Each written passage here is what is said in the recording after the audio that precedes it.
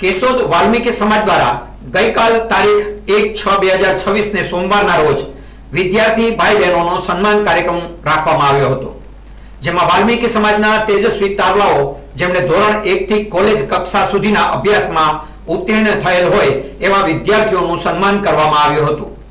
આ કાર્યક્રમમાં કેશોદના ધારાસભ્ય દેવાભાઈ માલમ તેમજ નગરપાલિકાના પ્રમુખ, ઉપપ્રમુખના પ્રતિનિધિ, કારોબારી સમિતિના ચેરમેન ઉપરાંત નગરપાલિકાના સદસ્યો ઉપસ્થિત રહ્યા હતા।